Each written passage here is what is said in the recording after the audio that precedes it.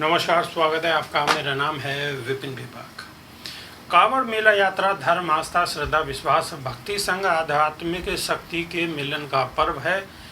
श्रावण मास में 2 सप्ताह चलने वाली यात्रा में शिव भक्त धार्मिक मान्यताओं के अनुरूप कांवड़ में गंगा जल भरकर अपने गंतव्य तक जाते हैं। इसी क्रम में माता पिता को कांवड़ पर बैठाकर गाजियाबाद से विकास गहलोत पैदल हरिद्वार पहुंचे हैं। उन्होंने माता पिता से अपना दर्द छुपाने को दोनों की आंखों पर पट्टी बांधी हुई है कि जिससे बेटे का दर्द वो महसूस न कर सके। चिलचिलाती धूप और सैकड़ों किलोमीटर के सफर की परवाह किए बगैर माता पिता को कांवड़ पर बैठाकर भगवान शिव का जलाभिषेक करने निकले विकास की हर कोई तारीफ कर रहा है। विकास गहलोत अपने माता पिता को कांवड़ पर बैठाकर यात्रा कराने निकले हैं। विकास इसी तरह सैकड़ों किलोमीटर का सफर पैदल तय कर रहे हैं। यात्रा में माता पिता उनका दर्द देखकर विचलित ना हो, इसके लिए विकास ने अपने माता पिता की आंखों पर कपड़ा बांधा हुआ है।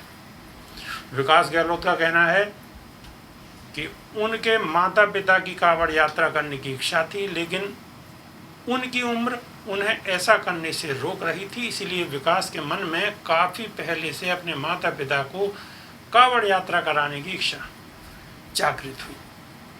कोरोना काल के 2 वर्ष बाद इस बार वह अपनी और माता पिता की इच्छा पूरा करने निकले हैं। वही चिलचिलाती धूप और बारिश में सैकड़ों किलोमीटर का पैदल सफर विकास गहलोत की हिम्मत और माता पितृ भक्ति की हर कोई तारीफ कर रहा है। कांवड़ ले जाने के लिए धार्मिक मान्यताओं का विशेष ध्यान रखा जाता है। शुभ मुहूर्त में कांवड़ को गंगा जल में स्नान कराकर पूजा अर्चना करने के बाद उठाया जाता है। कांवड़ यात्रा के दौरान कई वस्तुओं को निषेध किया गया है। कांवड़ ले जाते वक्त पूर्ण सात्विक रूप से ब्रह्मचर्य का पालन किया जाता है। साथ ही कई प्रकार के मार्ग में निषेधों से बचना पड़ता है। यात्रा में गूलर के पेड़ का विशेष निषेध माना जाता है।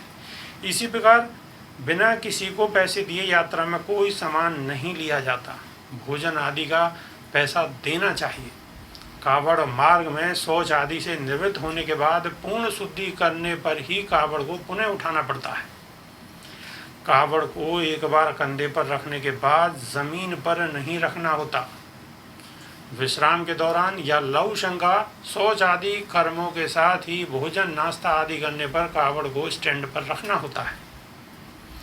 यात्रा के दौरान शिव का गुणगान करना होता है।